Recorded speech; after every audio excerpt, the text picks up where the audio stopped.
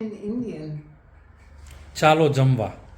That's Charu perfect. Jamba. Charu Jamba sounds wonderful.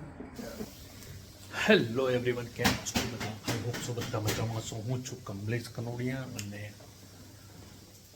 આજે હું બનાવું છું મારા દાદા અને દાદી માટે મટન બનાવું છું. અને એ મટન બહુ ડિફરન્ટ સ્ટાઇલ છે એની, કેમ કે હું પણ હમણાં શીખ્યો છું એ બધું. તો કેવું બનાવું છું હું તમને જણાવું. અહીંની ડીશ પ્રમાણે એને કહેવા જઈએ તો એને કોટીસ પાઈ કહે છે. અને એમાં યુઝ કરે છે બટાકાનો, એને મેશ કરવાના, ઓનિયન ફ્રાય કરવાની. હું બતાવું તમને કેવી રીતે બનાવે છે. અને આજે છે અમારા બેન આવે છે ક્લિનિંગ કરવા, જે ઘર આખું ક્લીન કરશે. એવરી વેનસડે એ લોકો એ બેન આવતા હોય છે. ચાલો ત્યારે બતાવું કે આજે હું મારા માટે અને દાદી લોકો માટે શું બનાવું છું. તો મેં પહેલાં ઓનિયન ફ્રાય કરી દીધી છે.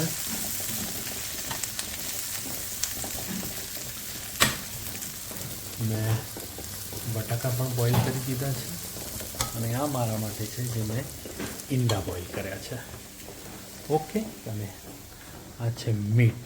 હવે હું એ મીટ એની અંદર મિક્સ કરી દઉં છું આ ફ્રાય કરેલી ડુંગળીમાં.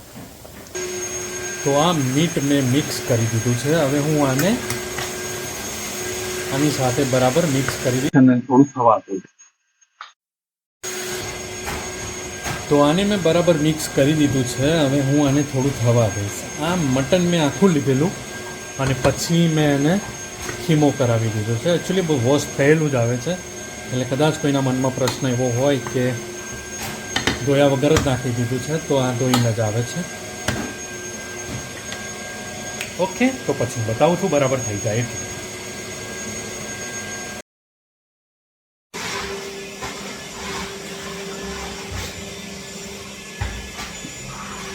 મટન મારું બફાઈ ગયું છે સરસ મજાનું.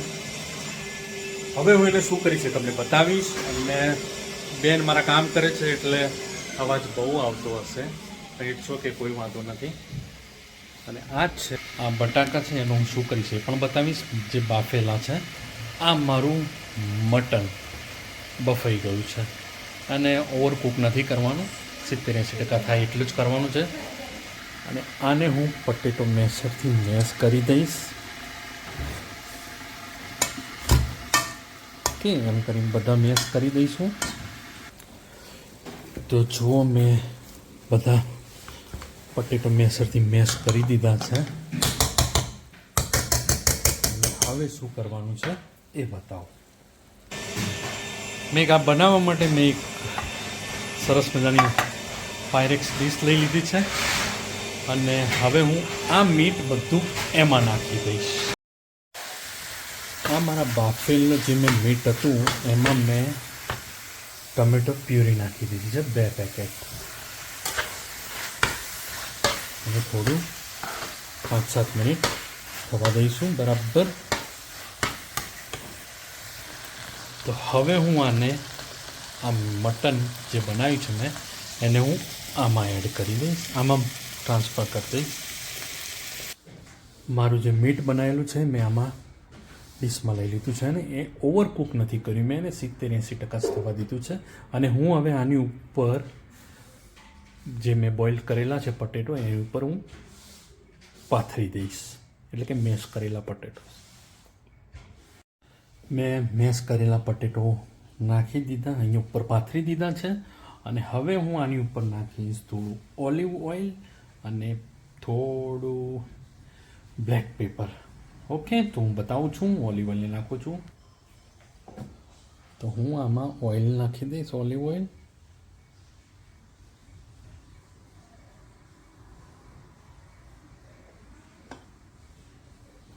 ઓકે, આ નાખ્યા પછી હવે હું બ્લેક પેપર ઉપર નાખી દઉં છું, બતાવું છું બ્લેક પેપર. તમે જુઓ છો મેં બ્લેક પેપર પણ નાખી દીધું છે ઉપર. બહુ નથી નાખ્યા, થોડા, કેમ કે આને બહુ ના નખાય, ટેસ્ટ આખો ચેન્જ થઈ જશે. હવે હું આ ચાલુ કરીશ અને મૂકી દઉં છું. તો મેં આને અંદર મૂકી દીધું છે. હવે હું આને ચાલુ કરી દઈશ અને ટેમ્પરેચર રાખીશું આપણે 150 ઓ 70. ઓકે, તો આને થવા દઈશું. સરસ મજાનું થશે અને લુક આખો ચેન્જ થઈ જશે. ચાલો ત્યારે 10-15-20 મિનિટ માટે મૂકી દઈશું અને આને બંધ કરી દઈએ. સો નાવ હવે અહીંયા થોડું ક્લીન કરી દઈએ અને મારા માટે શું બનાવું છું એ પણ તમને બતાવું. આપણું ફૂડ રેડી થઈ ગયું છે. દાદા દાદીને જમવા માટે રેડી છે, સાથે ગેસ્ટ પણ છે અને હું તમને બતાવું એનો લુક કેવો છે મેં જે બનાવ્યું છે એનો. જમવા માટે રેડી છે, અમારી ડીશ પણ રેડી છે. ગેસ્ટ છે જે ડીશ લે છે. That looks like it is from the magazine. I think you may read a લેરીસા કામ કરે છે અને લેરીસાનું કામ પતી જશે પછી હું જમવાનું બનાવીશ. લેરીસા કામ કરે છે,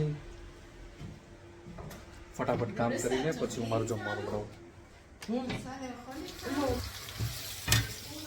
ઘર ક્લીન થઈ ગયું છે અને હવે હું મારું જમવાનું બનાવું. મેં ઓનિયન ફ્રાય કરવા મૂકી દીધી છે અને હું આજે બનાવીશ ઇન્ડિયન એગ ગોટાળો. એના માટે મેં ઈંડા બોઇલ કરી જ દીધા હતા પહેલાંથી અને પેસ્ટ પણ બનાવી દીધી છે મેં સરસ મજાની. ઓલમોસ્ટ ઇન્ગ્રીડિયન્ટ્સ બધા રેડી જ છે.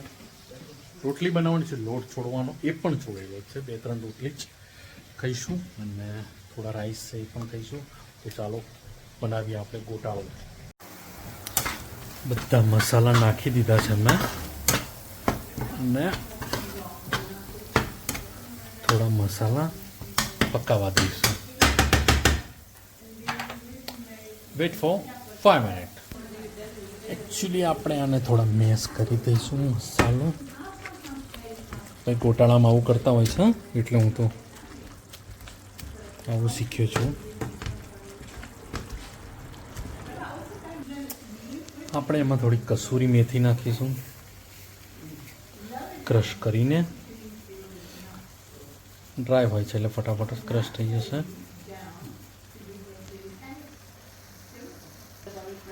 મિક્સ કરી દઈશું.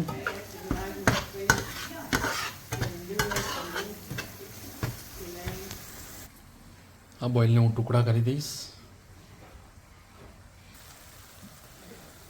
ટુકડા કરી દીધા છે મેં 3 ઈંડાના અને 2 બોઇલ મેં રાખે છે. એની ઉપરથી હું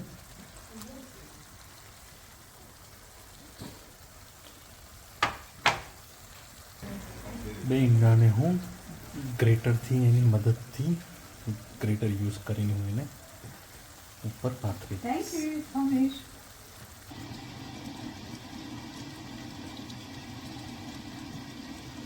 નાવ હું ગ્રેટરથી એને ગ્રેટ કરી દઈશ.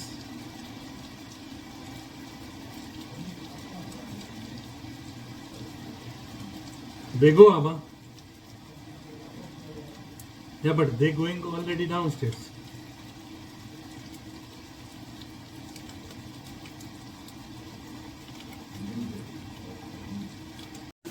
મેં 2 બોઇલ હતા જે ગ્રેટ કરી દીધા છે અંદર ગ્રેટરથી અને હું એને 5-7 મિનિટ થવા દઈશ ને પછી ઉતારી દઈશ.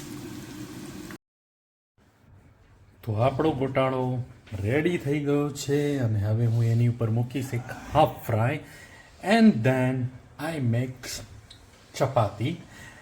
Okay, and I will show you when I eating. Okay, so ready to eat.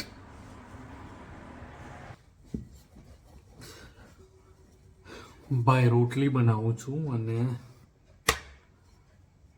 I think after long time પછી થોડી સારી બનતી હોય એવું લાગે છે. પણ ઇટ્સ ઓકે, સારી બને. ગોળ સારી મીન્સ ગોળ બને કે ગમે તેવી બને. ખાવાથી મતલબ ભાઈ આજે બહુ કામ હતું. કામવાળા બેન આવ્યા હતા અને થોડું લેટ થઈ ગયું જમવાનું. મારું તો લેટ જ થઈ ગયું છે પણ આઈ હોપ કે મારી રોટલી હું બતાવીશ તમને કે કેવી આજે બની છે. ડેફિનેટલી. તો મિત્રો રેડી થઈ જાઓ. મારી રોટલી જોવા માટે. અને ચલો જેને પણ ભૂખ લાગી હોય આવી જજો. હું એક સરપ્રાઈઝ આપવાનું છું બહુ જ સરસ મજાની, કે ઘણા લોકોની ઈચ્છા એવી હતી.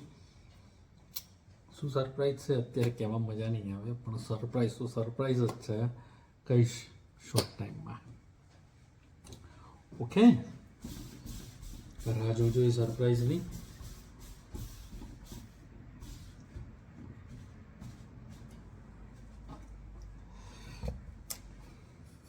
શાયદ આ તો અત્યારે લોટ સારો મળે છે માટે રોટલી બનાવું છું, બાકી મેં 1.5 વર્ષ સુધી રોટલી નથી ખાધી, ખાલી ભાત.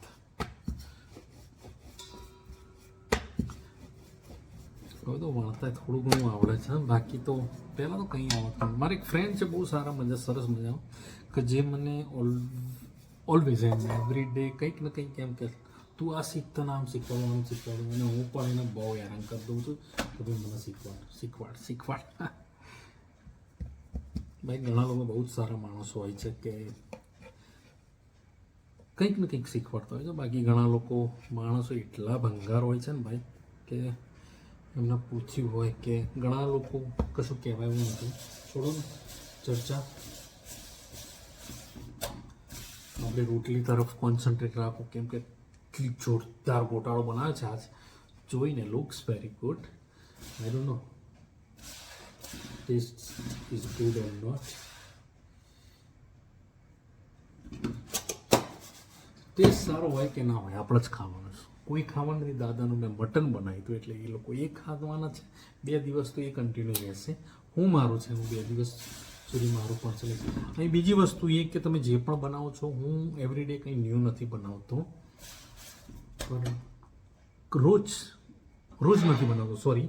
હું દર 2 દિવસે કે 3 દિવસે એકાદ વાર બનાવું છું.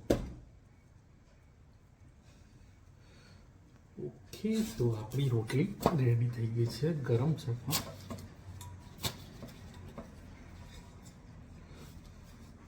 આપણી રોટલી રેડી છે, ગરમ છે. ઓકે, ચાલો ત્યારે જમવા બેસો એટલે હું બતાવું છું. ઓકે, રેડી થઈ જજો બધા જમવા માટે, બધાને આમંત્રણ છે. હાફ ફ્રાય બનાવવા મૂકી દીધી છે મેં. ઉપર નાખી દીધું black paper and then I put એક મસાલા જે મેં સ્પેશિયલ ઇન્ડિયાનો બનાવેલો છે, મારા ફ્રેન્ડે મને આપેલો છે.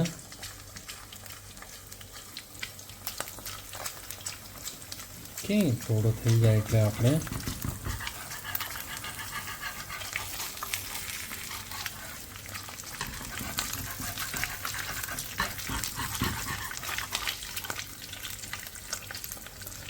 થોડી થવા દઈશું સરસ મજાની કડક, અને પછી લઈ લઈશું.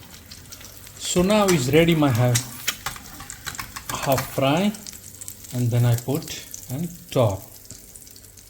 ઓકે, સો ચાલો મિત્રો જમવા માટે રેડી થઈ જાઓ.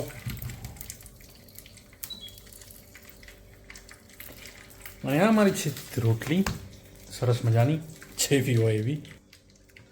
સો નાવ તમારો ભાઈ જમવા બેસશે. મળીશું ફરી નવા વિડીયોમાં, અને લાઈક, સબસ્ક્રાઈબ, બેલ આઇકન દબાવવાનું ભૂલતા નહીં. Bye bye, thank you very much.